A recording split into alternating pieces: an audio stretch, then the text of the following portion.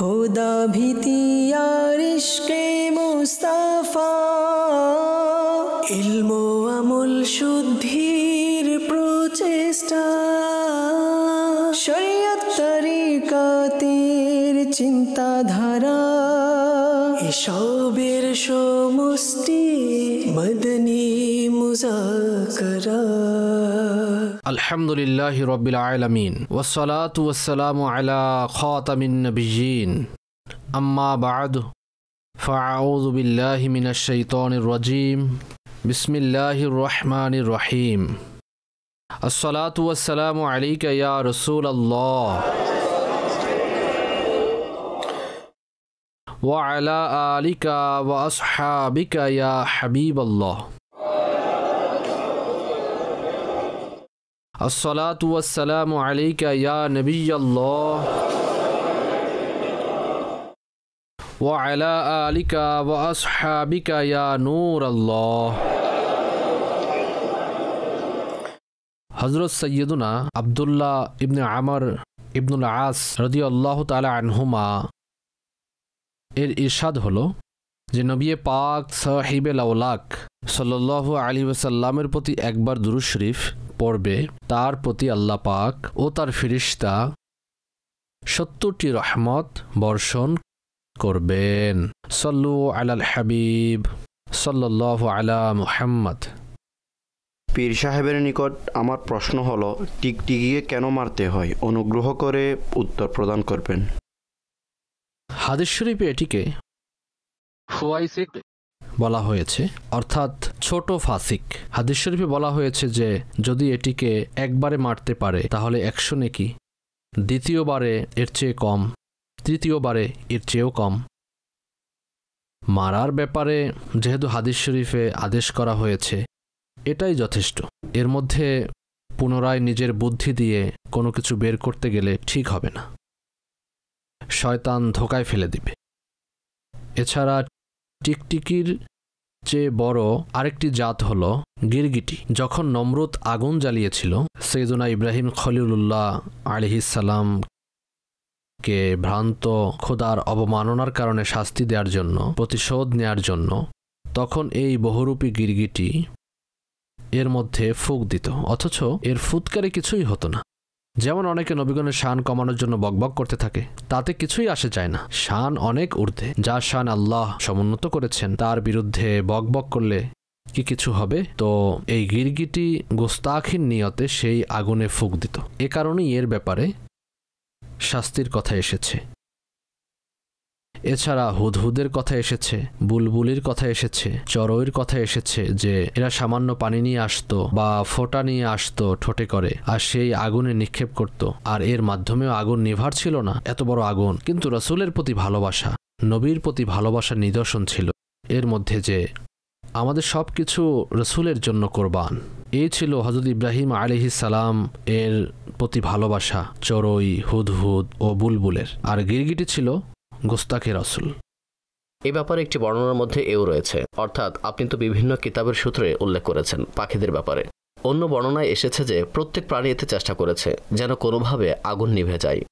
টিকটিকি বা টিকটিকির যে জাত রয়েছে এগুলো ব্যতীত প্রত্যেক প্রাণী এতে জি চেষ্টা করেছে। জি, সুবহানাল্লাহ। রাসূলুল্লাহ সাল্লাল্লাহু আলাইহি ওয়াসাল্লাম টিকটিকি ও গিরগিটি এগুলোকে মেরে ফেলতে আদেশ দিয়েছেন এবং বলেছেন ইব্রাহিম আলাইহিস সালামের জন্য কাফিরেরা যে আগুন জ্বালিয়েছিল তাতে এরা ফুঁক দিত। এদের নাম হুজুর সাল্লাল্লাহু আলাইহি ওয়াসাল্লাম ফুয়াইসিক রেখেছেন, অর্থাৎ ছোট ফাসিক কিংবা বড় ফাসিক।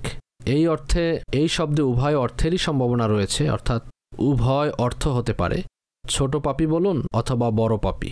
মুসলিম শরীফে হযরত আবু হুরায়রা রাদিয়াল্লাহু তাআলা আনহু থেকে বর্ণিত, রাসূল পাক সাল্লাল্লাহু আলাইহি ওয়াসাল্লাম বলেছেন যে টিকটিকি বা গিরগিটিকে প্রথম আঘাতেই মারবে তার জন্য 100 নেকি, দ্বিতীয় আঘাতে এর চেয়ে কম, তৃতীয়বারে এর চেয়েও কম। হুজুর সাল্লাল্লাহু আলাইহি সাল্লাম তো উরসিলতু ইলাল খালকি কাফা, অর্থাৎ সকল সৃষ্টির জন্য রাসূল হিসেবে প্রেরিত হয়েছেন।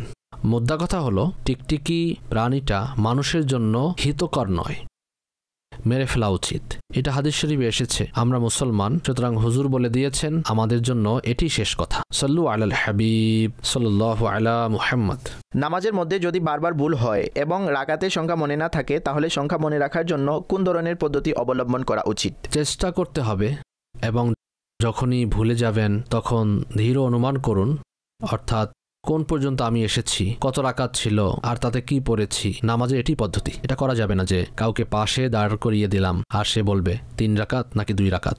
সাল্লু আলাল হাবিব সাল্লাল্লাহু আলা মুহাম্মদ। আমির আহলে সুন্নাতের নিকট আমার প্রশ্ন হলো, যদি প্রথম রাকাতে সূরা আসর পড়ি, সেক্ষেত্রে দ্বিতীয় রাকাতে কি সূরা ফিল পড়তে পারবো? জি, পড়তে পারবেন। সাল্লু আলাল হাবিব সাল্লাল্লাহু আলা মুহাম্মদ।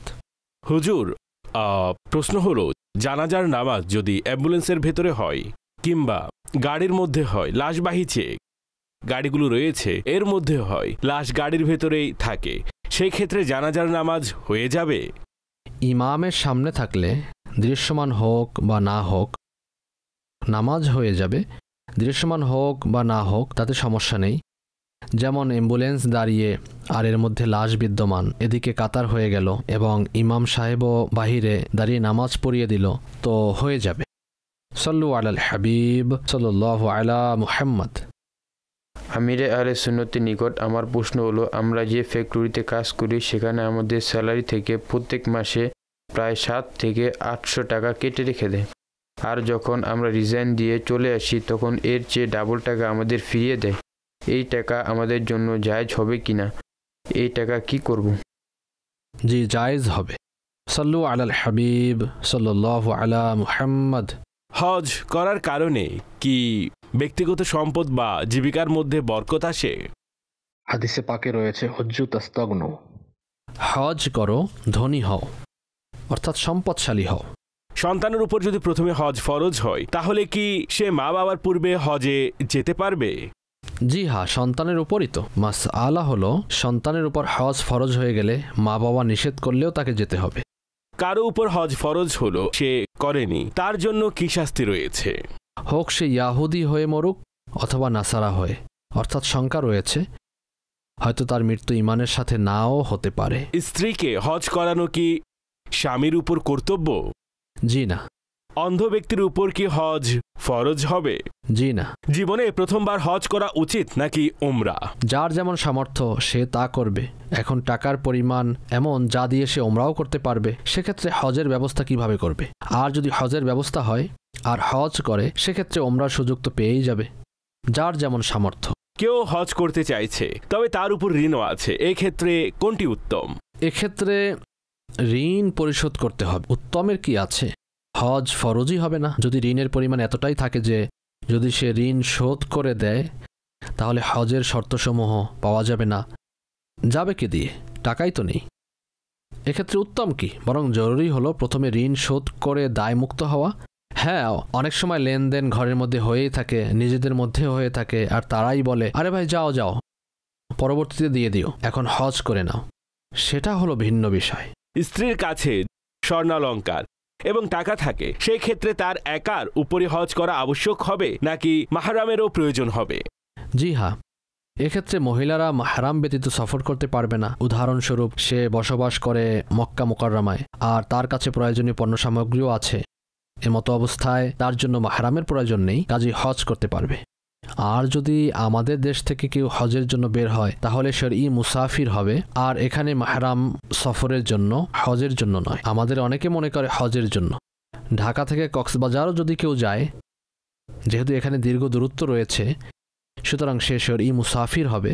কাজেই ঢাকা থেকে কক্সবাজার যদি যায় অথবা কক্সবাজার থেকে ঢাকায় কোনো মহিলা আসে নির্ভরযোগ্য কোনো মাহরাম ব্যতীত, তাহলে গুনাহগার হবে। অনুরূপ হজ করতে গেলেও গুনাহগার হবে। হজ করে নিল, হজ তো হয়ে যাবে, তবে সফরের জন্য গুনাহগার হবে। সম্ভবত ফিরে না আসা পর্যন্ত প্রতিটা কদমে কদমে সে গুনাহগার হবে। তো এটা শুধু হজের জন্য নয়, এটাও মনে রাখবেন শরঈ সফরের জন্য। সাল্লু আলাল হাবিব সাল্লাল্লাহু আলা মুহাম্মদ। অনেক মানুষকে দেখা যায় যে তারা নামাজের সামনে দিয়ে পার করানোর জন্য এভাবে হাত রাখে, এটা কি সঠিক পদ্ধতি? অনুগ্রহ করে উত্তর প্রদান করবেন। এক হাত উঁচু হতে হবে এবং 1 আঙ্গুল মোটা। এক্ষেত্রে তো সূত্রা হয়ে যাবে, কারণ এখানে তো এক হাতই রয়েছে, মাঝের যে আঙ্গুল রয়েছে, মাঝের এই আঙ্গুলের মাথা থেকে শুরু করে কোনোই পর্যন্ত এটিকে হাত বলে। মাপার একক হিসাবে এটিকে গণ্য করা হয়। সুতরাং সুতরার জন্য কেউ যদি এভাবে সম্পূর্ণটা বিছিয়ে দেয়, যেহেতু সে কাঁধ পর্যন্ত সাপোর্ট পাচ্ছে, হ্যাঁ, এক্ষেত্রে পার হওয়ার মধ্যে কোনো সমস্যা নেই, পার হতে পারবে। সাল্লু আলাল হাবিব সাল্লাল্লাহু আলা মুহাম্মদ। আজান দেওয়ার সময় কানে আঙ্গুল কেন প্রবেশ করানো হয়, এর হিকমত কি? আজানের মধ্যে জি, কানে এজন্য আঙ্গুল প্রবেশ করায় যেন কান বন্ধ থাকে এবং আওয়াজ ভিতরে না যায়। এর ফলে মুয়াজ্জিন উচ্চ আওয়াজে আজান দিবে। তবে এখন মাইক আছে, তবু আঙ্গুল প্রবেশ করানোর যে সুন্নাত তা তো বাকি রয়েছে। আঙ্গুল রাখুন অথবা হাত রাখুন এভাবে কানের উপর আজান দেওয়ার সময়। তারপরও যদি কেউ আকলের ঘোড়া দৌড়ায়, সে তো এটাই বলবে, কি প্রয়োজন, মাইক চলে এসেছে। কিন্তু না, হাদিস মোতাবেক যুগে যুগে যা হয়ে আসছে আমরাও অনুরূপ করব। যতক্ষণ না গ্রহণযোগ্য খ্যাতিমান আলিমগণ, ফুকাহাই কেরাম যাদের বলা হয়, তারা কোনো ফয়সালা করেন। কানে হাত রাখার মধ্যে কষ্টই বা কি রয়েছে? সাল্লু আলাল হাবিব সাল্লাল্লাহু আলা মুহাম্মদ। আপনার নিকট আমার আরজ হলো, একটু আগেই আপনি গিরগিটি সম্পর্কে বলেছেন। সুতরাং আপনার নিকট আমার প্রশ্ন হলো, আগুনে তো গিরগিটি ফুঁক দিচ্ছিল, আর আমরা জানি আগুনে ফুঁক দিলে আগুন নিভে যায়, কিন্তু গিরগিটির ফুৎকারে আগুন আরও বেড়ে গিয়েছিল, এটা কিভাবে হয়েছে? আপনার নিকট মোমবাতি আছে আর তা জ্বলছে, এখন তাতে ফুঁক দিলে কি তা আরও জ্বলে উঠবে? নিভে যাবে। ম্যাচের কাঠি জ্বালালে ফুঁক দিয়েই তো নিভাতে হয়, আবার সেটাকে, এটা সেই ধরন যাতে নিভানো হয়। আরেকটা ধরন হলো, আগুনের জন্য যখন চুলা জ্বালানো হয় তখন ফু ফু করে, তখন ফুঁক দেয়, তখন চুলার আগুন উস্কে ওঠে। অনুরূপভাবে কামার যখন হাফড় দিয়ে হাওয়া দেয়, এর মাধ্যমে আগুন উস্কে ওঠে। সুতরাং গিরগিটির উদ্দেশ্য আগুন নিভানো ছিল না, কারণ সামান্য ফুঁক পাশ থেকে প্রদান করলে কখনোই সেই আগুন নিভবে না। সর্বোপরি তার ফুঁক দেওয়ার উদ্দেশ্য ছিল যেন আগুন আরও উস্কে ওঠে। সামান্য আগুন হলে তা ফুঁক দিয়ে নিভানো যায়, এতটুকু হলে, আর বড় আগুন হলে তা আরও বাড়তে পারে ফুঁক দেওয়ার কারণে। তো অনেক বড় পার্থক্য রয়েছে এর মধ্যে। গিরগিটির ফুৎকার নিয়ে গিরগিটির পক্ষ অবলম্বন করার কি প্রয়োজন আছে আমাদের, যেহেতু হাদিস শরীফে বলে দেয়া হয়েছে। আর এটি বুখারী শরীফের হাদিস যে গিরগিটি নমরুদের আগুনে ফুঁক দিয়েছে তা আরও বাড়ানোর জন্য। সুতরাং এটা তো এর প্রশংসা নয়, বরং এর শাস্তির কথা এসেছে যে একে হত্যা করো। আর এই শাস্তি নবীর সাথে গোস্তাখি করার কারণে পেয়েছে। সে ওই আগুন ফুঁক দিত যা ইব্রাহিম আলাইহিস সালামের জন্য অভিশাপপ্রাপ্ত নমরুদ জ্বালিয়েছিল। সাল্লু আলাল হাবিব সাল্লাল্লাহু আলা মুহাম্মদ। আমির আহলে সুন্নতের নিকট আমার প্রশ্ন হলো, জানাজা দ্বিতীয়বার পড়া যাবে নাকি একবারই পড়া উচিত? একবারই পড়া উচিত। যদি অভিভাবক থেকে যায়, প্রথমবার জানাজায় অংশগ্রহণ না করে থাকে, সেক্ষেত্রে সে দ্বিতীয়বার অন্যদের নিয়ে জানাজা পড়তে পারবে, যখন তার অনুমতি ছাড়া জানাজা পড়া হবে। আর যদি সে অনুমতি দিয়ে দেয়, তখন এখতিয়ার শেষ, এরপর দ্বিতীয়বার পড়া যাবে না। সাল্লু আলাল হাবিব সাল্লাল্লাহু আলা মুহাম্মদ। প্রিয় প্রিয় আমির আহলে সুন্নত, আপনার নিকট আমার আজকের প্রশ্ন হলো, মশার জন্য অনেকে স্প্রে ব্যবহার করে, আর তাতে অনেক মশা মারা যায়। সুতরাং স্প্রে ব্যবহারকারী কি এতে গুনাহগার হবে? উত্তর প্রদান করবেন। স্প্রের মাধ্যমে মশা মারলে গুনাহ হয় না, কারণ মশা মানুষকে কষ্ট দেয়। কষ্ট থেকে বাঁচার জন্য মশা মারা জায়েজ,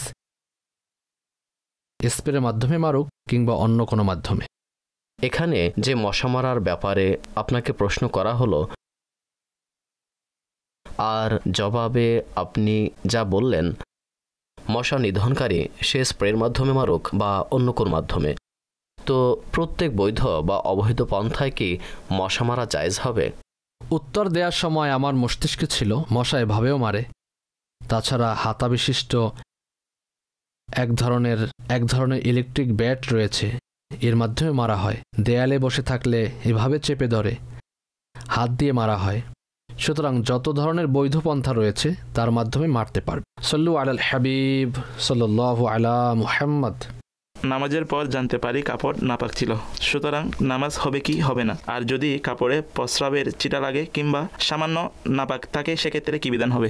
বাহারে শরিয়ত ও অন্যান্য কিতাবের মধ্যে রয়েছে যে নাজাসাতে গলিজা ও নাজাসাতে খাফিফা এগুলোর বিধান এক এক রকম। উদাহরণস্বরূপ শিশুদের প্রস্রাব ও বমি এগুলোকে নাজাসাতে গলিজা বলা হয়, এগুলো যদি কারো কাপড়ে লেগে যায় 1 দিরহাম সমপরিমাণ, তো সেক্ষেত্রে কাপড় ধুয়ে নামাজ পড়া ওয়াজিব হবে তার জন্য, পবিত্র করে। 1 দিরহামের অধিক লেগে থাকলে সেক্ষেত্রে এর দ্বারা নামাজ হবে না। আর যদি 1 দিরহামের চেয়ে নাজাসাত কম হয় এবং এমতো অবস্থায় নামাজ পড়ে নেয়, সেক্ষেত্রে পুনরায় নামাজ পড়া সুন্নাত। দিরহামের ব্যাপারে বাহারি শরিয়াতের মধ্যে লেখা রয়েছে যে হাতের তালু প্রথমে এভাবে ভালোভাবে ছড়িয়ে দিন, পানির 1 ফোঁটা এতে আস্তে আস্তে রাখলে তা ছড়িয়ে পড়বে। পানি ছড়িয়ে যখনই এই সীমানা লঙ্ঘন করবে, যতটুকু জায়গায় পানি থাকবে ততটুকু হলো দিরহাম। বৃত্ত ভেঙে গেলে দিরহাম সম্পন্ন হয়ে যাবে, তা এতে অন্তর্ভুক্ত হবে না। এটা হলো প্রত্যেকের 100 দিরহামের পরিমাণ। এতক্ষণ পর্যন্ত প্রস্রাবেরও উদাহরণ দিয়েছি। এখন যদি নামাজের স্থান নাপাক থাকে, সেক্ষেত্রে মাসআলা অন্যরকম হবে। এসব কষ্টকর হলেও শিখুন। আমি এখানে এত সূক্ষ্ম একটি মাসআলা আপনাদের বলছি, কারো দৃষ্টি এদিকে, কারো দৃষ্টি ওদিকে, কেউ ইশারা করছেন, অমুককে হাত দিয়ে ডাকছেন, ঘরে সন্তান এসে জড়িয়ে ধরছে, কিংবা নো সিগন্যাল চলে এসেছে, পোর সিগন্যাল চলে এসেছে, কারেন্ট চলে গিয়েছে। এভাবে অনেক সময় কষ্টকর হয়ে যায় বোঝাটা, ভুল বুঝাবুঝিও হয়। এরপর মাসআলা বোঝা, পারিভাষিক অর্থ অনেক সময় অনেক কঠিন হয়, যেমন নাজাসাতে গালিজা এখন হতে পারে অনেকের জন্য এটা একদম নতুন শব্দ, নাজাসাতে খাফিফা, এগুলো হলো পারিভাষিক শব্দ। এখন আমরাই বা কী করতে পারি? পরিবর্তনের বিষয়টাও বুঝে আসে না যে কিভাবে পরিবর্তন করব। তো এগুলো শেখার মাধ্যমে আয়ত্ত হয়। বিজনেস বা ব্যবসার নির্দিষ্ট একটি কোড থাকে, আর মানুষ তা শিখে। ইংরেজি টেন্সগুলো শিখতে সর্বক্ষণ ডটতে থাকে। ম্যাথমেটিক্স, আলজেব্রা, জ্যামেট্রি, না জানি আরও কি কি মুশকিল বিষয় মানুষ আয়ত্ত করে, তাই না? এটা বলবে না যে আরে আমি পারি না, বাদ দাও। এর মধ্যে সামনে টাকা ভাসে। টাকা দৃশ্যমান হলে সেই কাজ করার জন্য মন ঝুঁকে যায়। যেখানে নেকি দৃশ্যমান, সেখানে সর্বসাধারণের বুঝে আসে না যে আরে ভাই, মৌলানারা কি আজব আজব কথা বলে, আমরা তো এমনটা কখনো শুনিনি, এমন কথা কেউ আমাদের বলেনি। তো নেকির ক্ষেত্রে সবার অপারগতা, আর যেখানে টাকা আছে সেখানে কোনো অপারগতা নেই। সব শিখতে হবে, রাত জেগে শিখতে হবে, গৃহশিক্ষকের সাহায্যের বিনিময়ে টাকা দিয়ে হলেও শিখতে হবে, দামি মূল্যবান বই ক্রয় করে শিখতে হবে, রাত জেগে জেগে শিখতে হবে।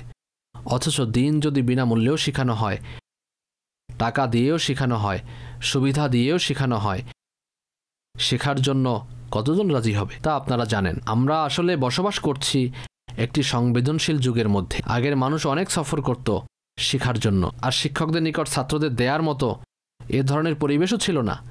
অনেক দূর দূরান্ত সফর করে শিক্ষকের নিকট উপস্থিত হতো, আর এভাবেই আরম্ভ করে দিত। আর নাম শুনলে চলে যেত যে অমুকের নিকট আমরা শিখব, কিংবা হাদিস শুনব, মাসআলা সম্পর্কে জানব। কষ্টকর ছিল। এখন অনেক সহজ, ঘরে ঘরে ইলেকট্রনিক মুবাল্লিগ বিদ্যমান। তবে শিক্ষার্থী বা অংশগ্রহণকারীদের সংখ্যা আপনাদেরও জানা আছে। আল্লাহ আমাদের তৌফিক দান করুন। হুজুর, আমি এক বুজুর্গের ব্যাপারে কিতাবে পড়েছি যে তার অধ্যয়নের অভ্যাস ছিল। অধ্যয়নের এমন শখ ছিল যে যদি কোনো কিতাব তিনি পেয়ে যেতেন, তাহলে পড়া অবস্থায় তিনি চেক করতেন কত পৃষ্ঠা বাকি আছে। অর্থাৎ তিনি ভয়ে থাকতেন যে যদি এটা দ্রুত শেষ হয়ে যায়, তাহলে পড়ার জন্য অন্য কিতাব কোথা থেকে আনবো আমি। এই ভেবে তিনি দুশ্চিন্তায় থাকতেন যেন কিতাব দ্রুত শেষ হয়ে না যায়। সুতরাং বারবার গুনে গুনে দেখতেন যে এর পৃষ্ঠা আর কতগুলো আছে। আর আমরা দেখি যে কখন শেষ হয়ে যাবে, তাই না? পৃষ্ঠা আমরা এর জন্য দেখি। আর তিনি দেখতেন আর এত তাড়াতাড়ি পৃষ্ঠা শেষ হয়ে গেলে অন্য কিতাব কোথা থেকে আনবো, এতটাই পড়ার আগ্রহ ছিল। আমি আমার ব্যাপারে বলি, শুরুর দিকের কথা বলছি। যখন লাইব্রেরি থেকে আমি আলা হজরতের কিতাব সংগ্রহ করতাম, যেমন আহকামে শরিয়ত, ইরফানে শরিয়ত, মালফুজাত, তখন আমিও ভাবতাম আরে এগুলো সম্পূর্ণ পড়ে নিলে এরপর কি পড়বো আমি? আলা হজরতের কোন কিতাবটি পড়ব? ফতোয়া রাজাবিয়া শরীফ পর্যন্ত তো অ্যাপ্রোচ নেই আমার। আপনার কথায় অতীত স্মরণে চলে এসেছে। এতটাই শখ ছিল আমার মাসআলা শিখার প্রতি। সাল্লু আলাল হাবিব সাল্লাল্লাহু আলা মুহাম্মদ। আমিরে আহলে সুন্নতের নিকট আমার প্রশ্ন হলো, নির্দিষ্ট এমন কিছু ওজিফা রয়েছে যা নামাজের পর পড়া হয়। এখন কথা হলো, সেই নামাজ দ্বারা কি শুধু ফরজ উদ্দেশ্য নাকি ফরজের সাথে সুন্নতে মুআক্কাদা ও নফলও পড়তে হবে? এ ব্যাপারে রেহনুমাই প্রদান করবেন। সর্বোপরি আমার পরিবারের জন্য বিনা হিসাবে ক্ষমা, ইমানের নিরাপত্তা এবং নিরাপদ ও সুস্থতার সহিত মদিনায় উপস্থিতির দোয়া করবেন। ওয়া ইয়াকুম। আল্লাহ পাক আমাদের সবাইকে প্রিয় মদিনা দেখাক এবং বারবার দেখাক। যেসব ওজিফা নামাজের পর এবং সেই নামাজ যার পর সুন্নাত রয়েছে, এক্ষেত্রে বাহারে শরীতে বলা হয়েছে যে সুদীর্ঘ ওজিফা না পড়া, অর্থাৎ দীর্ঘ ও বড় দোয়া দরুদ না পড়া, এভাবেও নামাজে দেরি করা ঠিক হবে না। মোদ্দা কথা হলো, সুন্নাত ও নফলের পূর্বে কেউ একাধিক ওজিফা পড়লে তখনও দেরি হয়ে যাবে। যেমন আয়াতুল কুরসি নামাজের পর পড়তে হবে, তাসবিহ ফাতিমা পড়তে হবে, এগুলো একের পর এক পড়তে হবে, একসাথে তো পড়াই যাবে না, এক্ষেত্রে অনেক দেরি হয়ে যাবে। কাজে সুন্নাত ও নফল পড়ার পর যে ওজিফার কথা বলা হয়েছে তা পড়া যেতে পারে। এখন কেউ আয়াতুল কুরসি পড়ল, অন্য কোনো ওজিফা পড়ল, সঙ্গে নিজের পীর সাহেবের নসিহতকৃত ওজিফা পড়া আরম্ভ করে দিল, এভাবে অসংখ্য দোয়া দরুদ হয়ে যাবে। শুধু আয়াতুল কুরসি পড়লেন ফজরের পর, এটাকে দীর্ঘ ওজিফা বলা যাবে না। আল্লাহুম্মা আনতাস-সালাম, বাহারি শরীয়তের মধ্যে এও লেখা রয়েছে যে শুধু আল্লাহুম্মা আনতাস-সালাম বলে শেষ করে দিন, শুধু এতটুকু পড়ুন, আল্লাহুম্মা আনতাস-সালাম ওয়া মিনকাস-সালাম, এই দোয়াটি পড়ুন। সাল্লু আলাল হাবিব সাল্লাল্লাহু আলা মুহাম্মদ। সোশ্যাল মিডিয়ার মাধ্যমে কিছু প্রশ্ন এসেছে। বাবার প্রপার্টি ও রেখে যাওয়া সম্পত্তি যদি মেয়ের অংশ চায়, তাহলে কি সে গুনাহগার হবে? যদি বাবা মারা যায় এবং তার সম্পদ বন্টন হতে থাকে। প্রশ্নে এটা লেখা নেই। হ্যাঁ, সম্পদে যদি মেয়ে নিজের হক দাবি করে তাহলে গুনাহগার কেন হবে? হক দেওয়ার ক্ষেত্রে যারা টালবাহানা করবে, আত্মসাৎ করে নেবে, তারা গুনাহগার হবে। জীবিত থাকার ক্ষেত্রে তো খুবই কষ্টকর বিষয় যে বাবা কতটা কষ্ট পান এতে। আমি বৃদ্ধ হয়ে গিয়েছি, তো এখন আমার মৃত্যুর অপেক্ষাও তাদের জন্য কষ্টকর। তাদের শুধু সম্পদের প্রয়োজন, আমি মরে গেলে তারা আরো বেশি খুশি হবে যে এখন তো আর কোনো বাধাই নেই। হুজুর, আমি চাইবো যে এই ব্যাপারে কিছু পরামর্শ দিন, যে সন্তান স্বীয় পিতার জীবদ্দশায় পিতার নিকট ভাগ চায়, প্রপার্টি চায়, টাকা চায়, এবং এই নিয়ে যথেষ্ট মনোমালিন্য হয় নিজেদের মধ্যে। অসন্তুষ্টিও দেখা যায় সন্তান ও পিতামাতার মধ্যে। ঘরের পরিবেশ অনেকটা অগোছালো ও অসুন্দর হয়ে পড়ে। এই ধরনের ঘটনা ঘটে পরিবারের মধ্যে। সন্তানরাও দুশ্চিন্তার মধ্যে পড়ে যায়, অনেকে বিবাহিতও থাকে এবং এতটুকু দিয়ে তাদের চলছেও না। তাদের ইনভেস্টমেন্ট প্রয়োজন হয়। সাধারণত কোনো বাবার নিকট টাকা থাকলে সন্তানেরা জেনে যায় যে বাবার নিকট টাকা আছে, অথচ বাবা আমাদের দেন না। খুবই কৃপণ মানুষ, কিপটে মানুষ, অনুভূতিহীন মানুষ, আরও না জানি বাবার জন্য কি কি শব্দ ব্যবহার করে। সুতরাং এ ধরনের সন্তানেরা আপনার পক্ষ থেকে এমন কোনো পরামর্শ, এমন কোনো উপদেশ যেন পেয়ে যায় যা কল্যাণকর হবে। ব্যবসার জন্য যদি টাকা চায় তাহলে তো কোনো সমস্যা নেই, আপনি আপনার বাবাকে রিকোয়েস্ট করুন, এর চেয়ে বেশি না। তার এই অধিকার নেই যে বাবার উপর সে জোর দেখাবে এবং আদায় করে ছাড়বে। হ্যাঁ, সন্তান যদি দরিদ্র হয় কিংবা সে বাবার অধীনস্থে থাকে, যখন বাবা দিবে তখনই সে খাবে, পড়বে, এমত অবস্থায় সে বাবার কাছে চাইতে পারবে, তবে সেটাও শরীয়তের গণ্ডির মধ্য থেকে করতে হবে। এমন নয় যে বৃদ্ধ হয়ে যাওয়ায় কৃপণ হয়ে গেছে, কবরে নিজের সঙ্গে করে নিয়ে যাবে, ইত্যাদি ইত্যাদি। এগুলো খুবই কষ্টদায়ক কথাবার্তা, অর্থাৎ গুনাহ হবে, আল্লাহ ও রাসূলকে অসন্তুষ্ট করার মতো কথাবার্তা। বাবা তোমাকে হাত ধরে হাঁটতে শিখিয়েছেন, আজ বাবা বৃদ্ধ হয়ে যাওয়াই কৃপণ হয়ে গেছে। শৈশবে যখন নিজের হাতে লোকমা তুলে দিতেন তা তুমি ভুলে গিয়েছ, তাই না? কখনো অসুস্থ হলে বুকের সাথে জড়িয়ে ডাক্তারের কাছে নিয়ে যেতেন, আমার ছেলে অসুস্থ হয়ে পড়েছে, বাবার এই ভালোবাসা তুমি ভুলে গিয়ে এ ধরনের কথা বলছো। এটা সাধারণত একটু বড় হয়েই অনেকে ভুলে যায়। আমাদের মনে রাখা উচিত যে বাবার হক অনেক বেশি। বাবা জান্নাতেরও দরজা, জাহান্নামেরও দরজা। বাবাকে কষ্ট দিবে, মনে আঘাত করবে, তার প্রতি অবিচার করবে, তাহলে সে জান্নাতে কিভাবে যাবে? আর জাহান্নাম থেকে কে বাঁচাবে?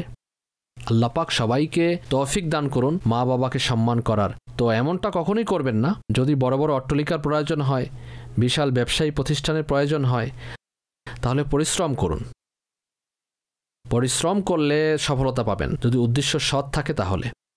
আর বাবার জন্য বারাকাতের দোয়া করুন। আপনার ব্যবহার যদি ভালো হয়, আপনি বাবার সামনে বিনয়ী প্রদর্শন করেন, তখন বাবাই মন থেকে খুশি হয়ে আপনাকে দিবেন। আর যদি বাবার সাথে আড়ি করেন, তাহলে রাগ চলে আসবে, তখন দেয়ার হলেও দিবে না যে আমি তোকে দিব না, গর্তে ফেলে দিব, কিন্তু তোকে দিব না। বাবাও তো মানুষ, তারও তো রাগ আসতে পারে। ছেলে যদি অন্যায়ভাবে জবরদস্তি করে, অবিচার করে, অপবাদ দেয়, মানুষের সামনে ছোট করে, তখন কিভাবে বাবার মন চাইবে দেওয়ার জন্য? ঘৃণা দিন দিন বাড়তেই থাকবে। সুতরাং সুকৌশল অবলম্বন করে বুদ্ধি দিয়ে এক্ষেত্রে কাজ করুন। আর ততটুকু খাবেন যতটুকু পেট, ততটুকু পড়ুন যতটুকু দেহ, আর মাথা গোজার জন্য যতটুকু প্রয়োজন হয়। পক্ষান্তরে অধিক আকাঙ্ক্ষা করা, লালসা করা যে এই ব্যবসাও আমার প্রয়োজন, সেই ব্যবসাও আমার প্রয়োজন, আর এভাবে বাড়াতে থাকা। সুতরাং বাবার প্রতি অবিচার করে যখন মৃত্যুর ঘাট পাড়ি দিবেন, তখন আপনার হাতে তো কিছুই থাকবে না। তো এমন কিছু করবেন না, ধৈর্য ধরুন, যতটুকু আছে তার মধ্যেই নিজেকে অভ্যস্ত করুন এবং শরীয়তের বিধি মোতাবেক ব্যবসা বাণিজ্য করুন। সল্লু আলাল হাবিব সাল্লাল্লাহু আলা মুহাম্মদ। বদদোয়া কি কবুল হয়? জি হ্যাঁ, কবুল হয়ে থাকে। যেমন মজলুমের দোয়া। মজলুমের দোয়ার ব্যাপারে এও এসেছে যে যদি কেউ কোনো অমুসলিমের প্রতিও জুলুম করে, তবে সেই মজলুম অমুসলিমের দোয়াও কবুল হয়ে থাকে। পশুর প্রতি জুলুম করলে সেই মজলুম পশুর বদ দোয়াও কবুল হয়ে থাকে জালিমের বিরুদ্ধে। সল্লু আলাল হাবিব সাল্লাল্লাহু আলা মুহাম্মদ। কোনো কক্ষে কুরআন থাকলে সেই কক্ষের ছাদে যাওয়া কেমন? কোনো সমস্যা নেই। নেকির কাজ থেকে বিরত থাকার জন্য গ্রহণকৃত কসম সম্পূর্ণ করার বিধান কি? কী ধরনের নেকি? নামাজ নাকি? এখন কসম দিয়ে দিলেই তো কারোর জন্য কসম আবশ্যক হবে না। তোকে কসম দিচ্ছি, এক্ষেত্রে যতক্ষণ না সে হ্যাঁ বলবে ততক্ষণ পর্যন্ত তার জন্য কসম হবে না। তোকে আমার কসম দিচ্ছি এটি করবে না, এভাবে অনেকে কসমের তো কোনো ধর্তব্যই নেই যতক্ষণ না সেই ব্যক্তির ব্যাপারে কসম খাবে। না, এও হবে না। যেমন তোমার কসম খাচ্ছি, তোমার মাথা ছুঁয়ে কসম খাচ্ছি, এগুলোর উপরও শরীয়তের বিধান কার্যকর না হওয়ায় কাফারা হবে না। আল্লাহর নামে কসম খেলো, কিংবা আল্লাহ পাকের কোনো সিফাত নিয়ে কসম খেলো, অথবা শুধু বলল কসম খাচ্ছি, তখন তার এতটুকু বলাও আল্লাহর নাম নিয়ে কসমের মধ্যে শামিল হবে। এছাড়া কেউ যদি উদাহরণস্বরূপ নবীর কসমও খায়, তবু ওই কসম হবে না, যে জন্য কাফারা হয়। কোরআনের খেলে তখন হয়ে যাবে, কেননা কোরআন আল্লাহ পাকের সিফাত, তার কালাম। এক্ষেত্রেও কাফারা তখনই হবে যখন বলবে আমি ভবিষ্যতে অমুক কাজ করব না, আর সে করে ফেলল, তখন তার উপর কাফারা হবে। আর যদি পূর্বের বিষয়ে কসম খায়, যেমন গতকাল আমি নাশতা করিনি, এই ব্যাপারে কসম খেলো, আর সেই কসম মিথ্যা ছিল, কসম করেছিল আর তার জানাও আছে, সেক্ষেত্রেও কাফারা হবে না। যদিও কঠিন গুনাহগার, তওবা করা তার জন্য ফরজ, কিন্তু কাফারা নেই। কাফারা ভবিষ্যৎ সম্পর্কীয় কসমের ক্ষেত্রে হয়। সুতরাং যারা এ ধরনের কথা বলে যে তোর মাথা ছুঁয়ে বলছি আমি কিছুই জানি না, আমার মাথা ধরে বলছি আমি কিছুই জানি না, আমার সন্তানের মাথা ধরে বলছি এটা আমি জানি না, সেটা জানি না, তো এগুলো কোন ধরনের কসম? আমার চেহারা মসজিদের দিকে, আমার চেহারা কিবলার দিকে, এগুলো বলে। সর্বোপরি কসম খেয়েও মিথ্যা বললে সেও গুনাহগার হবে। মিথ্যা যে বলে তবে তা কসম হবে না। সল্লু আলাল হাবিব সাল্লাল্লাহু আলা মুহাম্মদ। হুজুর, আমার স্ত্রী কাঁধে আঘাত পেয়েছিল, সুতরাং যখন নামাজ পড়তে যায় তখন ব্যথার কারণে ঠিকভাবে সিজদা করতে পারে না, সুতরাং সে কি চেয়ারে বসে নামাজ আদায় করতে পারবে? সত্যি যদি সে সিজদা করতে না পারে, সিজদায় গেলে তার কাঁধে অসহনীয় ব্যথা অনুভব হয়, সেক্ষেত্রে তার জন্য বসে নামাজ পড়ার অনুমতি হয়ে যাবে। আর যদি অসহনীয় ব্যথা না হয়, হালকা পাতলা ব্যথা তো অনেক কিছুতেই মানুষ অনুভব করে, তবে এক্ষেত্রে চেয়ারে বসা জায়েজ হবে না। নামাজের জন্য বসার পরও যদি সিজদা না করতে পারে,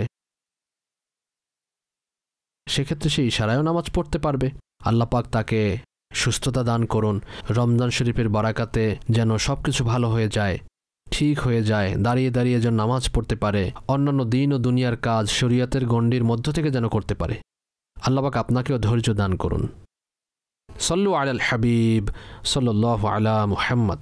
मुंहिंजो अमीर अहले सुन्नत जी बारगाह में सुवाल अर्ज़ आहे त पंहिंजी औलाद जो साहबा कराम अलैहिम रिदवान जे नालनि ते नाला रखण में छा नियत हुजे, ऐं अगरि नाला रखिया वञनि त उन में छा अदब कयो वञे, कहिड़े हवाले सां एहतियात कयो वञे। 4 बच्चा आहिनि मुंहिंजा, चारई सहाबा कराम अलैहिम रिदवान जे नाले ते रखिया आहिनि मां, अबू बकर, उमर, उस्मान ऐं अली।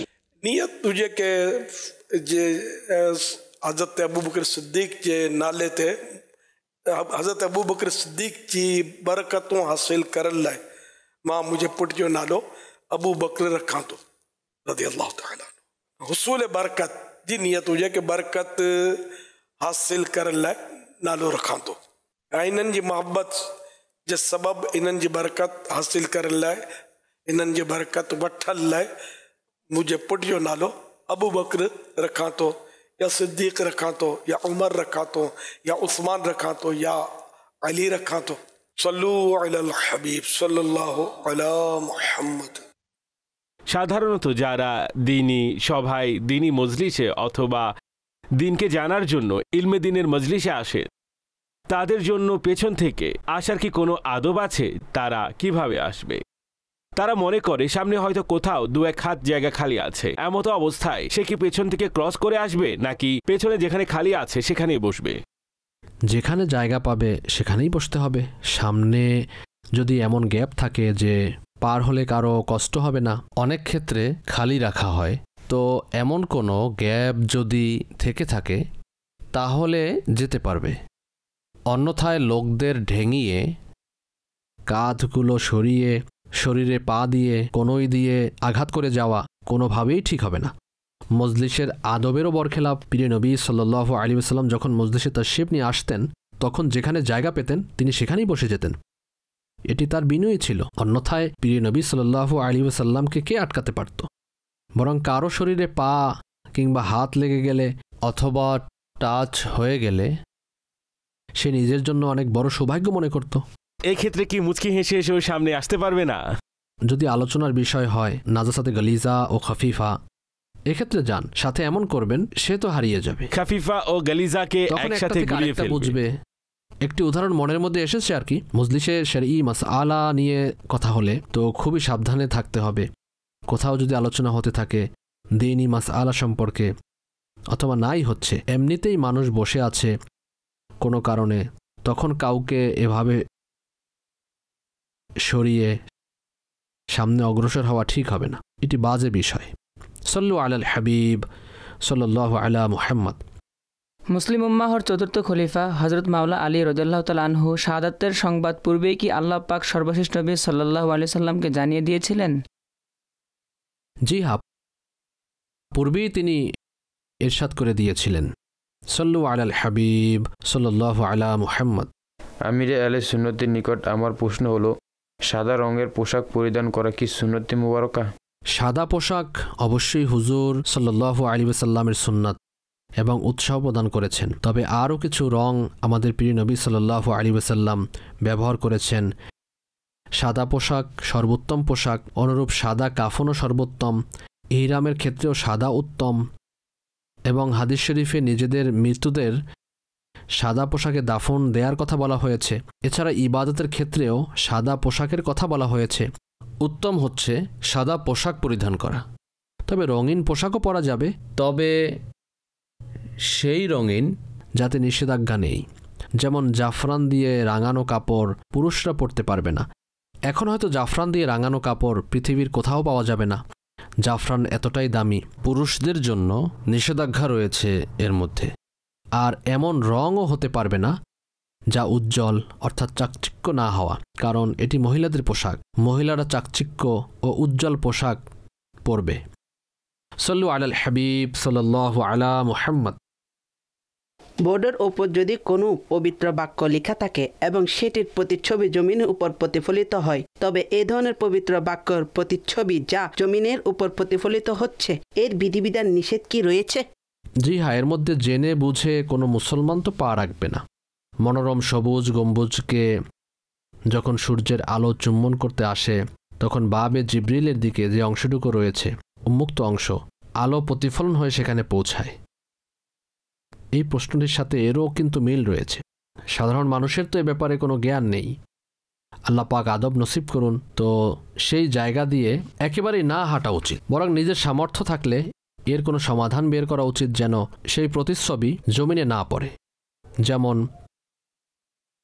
সেই বোর্ডটি সরিয়ে এমন কোথাও টাঙিয়ে দেয়া যেখানে সূর্যের আলো এমন কোনো অ্যাঙ্গেল হবে না যার দ্বারা প্রতিচ্ছবি তৈরি হবে। সুতরাং এ ধরনের কোনো বোর্ড হয়তো জনসাধারণ টানিয়েছিল, আর এই বেচারা এই দৃশ্য দেখেছে এবং মোহাব্বতে বিবেক নাড়া দিয়েছে। আর এই বিষয়টি সাধারণত এমন কোনো আশিক রসুল হলে তাকেই বোঝানো যাবে, অন্যথায় গায়ে পড়ার মতো ঘটনাও ঘটতে পারে। যদি সম্ভব হয় কাউকে বোঝানো, তাহলে বোঝানো উচিত, বা আদব বা নসিব। সাল্লু আলাল হাবিব সাল্লাল্লাহু আলা মুহাম্মদ। কেউ দাড়ি রেখেছে এবং না কাটার শক্ত নিয়তও করেছে, এখন কি সে ফিদিয়া বা কাফারা দিয়ে হলেও ক্লিন শেভ করতে পারবে, নাকি এর জন্য গুনাহগার হবে? দাড়ি রাখার পর কাটলেই গুনাহ হবে এমনটা নয়। ক্লিন শেভ করা বা এক মুষ্টির চেয়ে কম করা হারাম, হোক সেটা শুরুতে কিংবা মধ্য বয়সে অথবা বয়স্ক অবস্থায়, যখনই হবে। সুতরাং এর কোনো ফিদিয়া বা কাফারা নেই, ছাটাও যাবে না, শেভও করা যাবে না।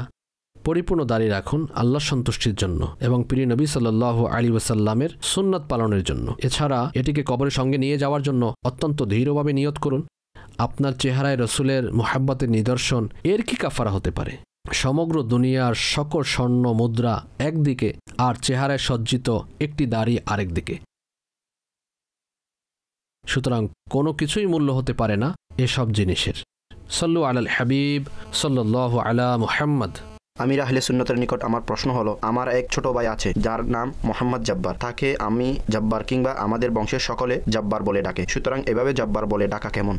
কোনো সমস্যা নেই, কারণ তার নাম আব্দুল জব্বার তো রাখেননি। যদি আব্দুল জব্বার নাম রাখতেন তাহলে আব্দুল শব্দটি বাদ দিতেন না, মোহাম্মদ জব্বার নাম রেখেছেন। জনসাধারণ হয়তো বিস্ময় বোধ করে, প্রশ্ন হয়তো করে যে জব্বার তো আল্লাহর নাম, সুতরাং আল্লাহ পাকের বেশ কিছু নাম এমন যা রাখতে সমস্যা নেই। আল্লাহ পাকের যা কিছু আছে তা সত্যগতভাবে, উদাহরণস্বরূপ যেমন রউফ ও রহিম আল্লাহ পাকের নাম, এবং হুজুর সাল্লাল্লাহু আলাইহি সাল্লামকেও রউফ ও রহিম কোরআনে মাজিদে বলা হয়েছে। অনুরূপভাবে সামিঈ শ্রবণকারী, আলিম জ্ঞানী ব্যক্তি, এ ধরনের বেশ কিছু নাম রয়েছে যেগুলোর ব্যবহার বান্দার ক্ষেত্রে হতে পারে। তবে আল্লাহ পাকের নামের ক্ষেত্রে যে বরকতপূর্ণ নাম রয়েছে তা তার শান মোতাবেক। যদি সৃষ্টির জন্য হয় তাহলে সৃষ্টির শান মোতাবেক হবে, তো সত্তার ভিন্নতায় অর্থেও ভিন্নতা আসে। কাজেই জব্বার শব্দ দিয়ে কারো নাম রাখায় সমস্যা নেই, আব্দুল ব্যতীত। সাল্লু আলাল হাবিব সাল্লাল্লাহু আলা মুহাম্মদ। আমির আহলে সুন্নাতের নিকট আমার প্রশ্ন হলো, যদি কারো উপর গোসল ফরজ হয় আর সে ঝর্ণার নিচে গোসল করে, তবে এমন অবস্থায় পানির ছিটা কাপড়ে পড়লে কি কাপড় নাপাক হয়ে যাবে? দয়া করে এর ব্যাখ্যা ইরশাদ করবেন। গোসল ফরজ হওয়া অবস্থায় শরীর ওইভাবে নাপাক হয় না যে শরীর থেকে পানির ছিটা পড়লে বা হাত লাগলে নাপাক হয়ে যাবে, এমনটা হয় না। এটা নাজাসাতে হুকমি। গোসলের পানির ছিটায় সমস্যা নেই যদি শরীরের নাজাসাতযুক্ত জায়গা পূর্বেই ধুয়ে থাকে। এছাড়া বাহ্যিক দেহ তো পবিত্রই। তবে গোসল ফরজ হলে তার জন্য আবশ্যক হবে গোসল করা। এখন শরীর থেকে যে পানি পড়ে সেটাকে মুস্তামাল বলে, নাপাক বলে না। আর মুস্তামালও সেটাকেই বলা হয় যা প্রথমবার ধুয়ে ঝরে পড়ে, এই হচ্ছে মুস্তামাল। সুতরাং শরীরের ধৌত পানি আর সেই পানি কোনো এক জায়গায় জমা হলো, তো এই একত্রিত পানি হলো মুস্তামাল। মুস্তামাল অর্থ হলো এখন এর দ্বারা না অজু করা যাবে না গোসল করা যাবে, প্রথমবার যা ঝরে পড়েছে। তো এটা কাপড়ে লাগলে অপবিত্র হবে না, নাপাক হবে না, তবে বাঁচানো উচিত কাপড়কে। অনুরূপভাবে বালতি দিয়ে গোসল করার সময় পানির ফোঁটা থেকে বালতির পানিকে বাঁচানো উচিত। অনুরূপ অজু করার সময় মুখ ধোয়ার ক্ষেত্রে পানির ফোঁটা অঞ্জলির মধ্যে পড়া থেকে অঞ্জলিকে বাঁচাতে হবে। তবে অঞ্জলির মধ্যে যদি 2-1 ফোঁটা পড়ে যায়, তবে অঞ্জলির মধ্যে যে পানি তা মুস্তামাল হবে না 2-1 ফোঁটার কারণে, কেননা অব্যবহৃত পানির চেয়ে ব্যবহারযোগ্য পানির পরিমাণ বেশি আপনার অঞ্জলির মধ্যে। সাল্লু আলাল হাবিব সাল্লাল্লাহু আলা মুহাম্মদ। জুমার দিন কি গরিবের হজের দিন? জি, হাদিসে রয়েছে। জুমার দিন কি গোসল করা আবশ্যক? সুন্নাত, সুন্নাতে মুস্তাহাব অর্থাৎ পছন্দনীয় ও সওয়াবের কাজ। জুমার নামাজের জন্য গোসল করা সুন্নাত। বস্তুত প্রথমে ছিল, এখনও এমনটা হতে পারে যে মজদুরি করছে আর ঘাম ঝরে পড়ছে, এজন্য বলা হয়েছিল। বর্তমান সময়ে এখন যারা অফিসে বসে থাকে এসির নিচে, তারা হয়তো ঘামে না, তবুও যেহেতু সুন্নাত ও মুস্তাহাব বিষয়, আমল করলে সওয়াব পাওয়া যাবে। যদি কারো উপর গোসল ফরজ হয় আর সে জুমারও নিয়ত করে নেয় সঙ্গে এবং ফজরেরও করে, তবে সওয়াব দুটোরই পাবে। ঈদ যেহেতু ঈদের দিনও ঈদেরও নিয়ত করতে পারেন। জুমার জন্য গোসল তখনই হবে যখন সেই গোসল দিয়ে জুমা পড়বে। দ্রুত গোসল করে নিলেন অতঃপর প্রস্রাব বা অন্য কোনো কারণে অজু ভঙ্গ করে দিলেন, তখন আপনার সেই গোসল জুমার জন্য আর হলো না। এজন্য প্রত্যেকের উচিত লাস্ট মুহূর্তে জুমার জন্য গোসল করা এবং দৃঢ় বিশ্বাস থাকা যে গোসলের মাধ্যমে জুমা পড়ে নিতে পারবে। এটাই হলো সুন্নাত। যদি মসজিদে জুমার খুতবা শুরু হয়ে যায় তাহলে কি মসজিদে সুন্নাত পড়া যাবে না? জি না, যখনই ইমাম স্বীয় জায়গা থেকে জুমার খুতবার জন্য দাঁড়াবে সেই সময় থেকে জুমার ফরজ শেষ হওয়া পর্যন্ত নফল নামাজ মাকরুহ, এমনকি জুমার সুন্নাতও মাকরুহ। সুন্নাত পড়া যাবে না। যখন ইমাম খুতবার জন্য দাঁড়িয়ে যাবে তখন কেউ সুন্নাত নামাজ পড়তেও পারবে না। চেষ্টা এটাই করবেন, অর্থাৎ যখন জুমার আজান হবে তখন আপনার ব্যবসা বাণিজ্য সেগুলো যথাসম্ভব দ্রুত গুছিয়ে স্বতঃস্ফূর্তভাবে আনন্দচিত্তে মসজিদে চলে আসবেন। আমাদের অনেকে তো অপেক্ষা করতে করতে খুতবার সময় মানুষের ঘাড় টপকিয়ে ও কাঁধের উপর দিয়ে সামনের কাতারে আসতে চায়। তওবা আস্তাগফিরুল্লাহ। ব্যবসার জন্য সবার আগে দোকানে যায়, আর আল্লাহর ঘরে আসার ক্ষেত্রে যত অলসতা। জুমার প্রথম আজান হয়ে গেলে তারপর কি কোনো জিনিস ক্রয় করা বা বিক্রয় করা নিষেধ হয়ে যায়? জি হ্যাঁ, নাজায়েজ ও গুনাহ। জুমার নামাজের শেষ বৈঠকে ইমামের সাথে কেউ শামিল হলে তার কি জুমা আদায় হয়ে যাবে? হয়ে যাবে। খুতবার জন্য কিভাবে বসা উচিত? প্রথম খুতবায় দুজানু হয়ে, অর্থাৎ আত্তাহিয়াতুর মধ্যে যেভাবে বসে কিংবা বসে যেভাবে নামাজ পড়ে সেভাবে হাত বেঁধে বসতে হবে প্রথম খুতবায়। আর দ্বিতীয় খুতবায় আত্তাহিয়াতুর মধ্যে হাত যেভাবে উরুতে রাখা হয় সেভাবে রাখতে হবে। আর চেহারার যে ডিরেকশন রয়েছে তা খতিবের দিকে থাকবে। তবে অনেকে করে না এমনটা, কিন্তু আমাদের জন্য মুস্তাহাব হলো খতিবের দিকে মুখ করে বসা। যেমন এদিকে যারা আছে তারা কাবার দিকে নয়, বরং এই খুতবার মিম্বারের দিকে মুখ করে এভাবে বসবে। এদিকে যারা আছে তারাও কাবার দিকে মুখ করে বসবে না, বরং এই যে খুতবার মিম্বার রয়েছে এর দিকে মুখ করে বসবে। কাতারের মধ্য থেকেও এভাবে বসা সম্ভব। কাতার ভেঙে বসলে সমস্যা হতে পারে যে হয়তো অন্য কেউ এসে বসে যাবে। জুমার দ্বিতীয় আজানের উত্তর কি মসজিদে উপস্থিত সকল মানুষ দিতে পারবে? জুমার দ্বিতীয় আজানের উত্তর শুধু খতিব সাহেব দিতে পারবেন। জুমার খুতবা চলাকালীন সামনে আসা কেমন? খুতবা যখন শুরু হয়ে যাবে মসজিদে প্রবেশ করে সেখানেই বসে যাবে। অগ্রসর হওয়াও গুনাহ। অনেকে হাঁটাচলা করে খুতবার সময়, যেখানে জায়গা পাবেন সেখানেই বসে যাবেন। জুমার দিন যদি ঈদ হয় তাহলেও কি জুমা পড়া আবশ্যক? জি হ্যাঁ, অবশ্যই। জুমা হলো ফরজ। জুমার খুতবা চলাকালীন হাত উঠিয়ে দোয়া করা কেমন? জায়েজ রয়েছে, তবে উত্তম হলো হাত না উঠিয়ে মনে মনে দোয়া করা। রোডের মধ্যে জুমা আদায় করলে কি জুমা হয়ে যাবে? জুমার যে শর্তসমূহ রয়েছে তা যদি পাওয়া যায় তাহলে যে কোনো জায়গায় হয়ে যাবে। রোডে জড়ো হয়ে ট্রাফিক জ্যাম করে যদি জুমা পড়ে তাহলে সেটার মাসআলা ভিন্ন হবে। তবে খোলা ময়দানে যেখানেই জুমা হবে সেখানে শর্ত পাওয়া যাবে। এখন সকল শর্ত বর্ণনা করতে হবে। জুমা হয়ে যাবে, জুমার জন্য মসজিদ হওয়া শর্ত নয়। আমাদের প্রত্যেক ইমাম জুমা পড়াতে পারবে না। মসজিদ ভরে গেলে কাতার বাইরে তৈরি হলেও কোনো সমস্যা নেই। জুমা ও ঈদ একই তারিখে পড়ে যায়, সেটাকে ভারী দিন বলা হয়। এটা জনসাধারণের মধ্যে প্রচলিত। সেদিন দুই নামাজে দুটি খুতবা হবে আর বিধানও আরও ভারী হয়ে যাবে। সুতরাং এ ধরনের যে সকল কথাবার্তা রয়েছে এগুলো জনসাধারণের মুখে মুখেই প্রচলিত, অর্থাৎ কোনো সমস্যা নেই। আমি ওই দিন দেখেছি, আমার তো জীবনই পার হয়ে গিয়েছে। জুমা দেখেছি, ঈদও হয়েছে, গুজব ছড়িয়েছে, কিন্তু কিছুই হয়নি। সাল্লু আলাল হাবিব সাল্লাল্লাহু আলা মুহাম্মদ। আওয়াবিনে নওয়াফিল। মাগরিবের ফরজ নামাজের পর 6 রাকাত পড়তে হয়। 2 রাকাত সুন্নতের মধ্যে হবে আর সঙ্গে 4 রাকাত যুক্ত করতে হবে। 2 রাকাত নফল তো মাগরিবে এমনিতেই প্রসিদ্ধ, শুধু 2 রাকাত বাড়াতে হবে। এটা আওয়াবিন অর্থাৎ তওবাকারীদের নামাজ। যে মাগরিবের 3 রাকাত পড়বে অতঃপর 6 রাকাত পড়বে এবং এর মধ্যে কোনো অশালীন কথা বলবে না, সে 12 বছরের ইবাদতে সওয়াব পাবে। উত্তম হলো 2 রাকাত করে পড়া, 6 রাকাত এক সালামের মাধ্যমে পড়তে পারবে। তবে এর পদ্ধতি হলো প্রথম রাকাতে সানা, তাউদ, বিসমিল্লাহ, এছাড়া প্রত্যেক 2 রাকাতে বৈঠক করা ফরজ, এতে আত্তাহিয়াতু পড়ে আবারও দাঁড়াবে এবং তৃতীয় রাকাতেও তাউদ, তাসমিয়া, অনুরূপভাবে বৈঠক। এইভাবে পঞ্চম রাকাতেও সানা, তাউদ, তাসমিয়া এবং সর্বশেষ বৈঠক করে সালাম ফিরাবে। এটাও ঠিক আছে, তবে 2 রাকাত করে পড়া উত্তম এবং সহজও। সল্লু আলাল হাবিব সাল্লাল্লাহু আলা মুহাম্মদ।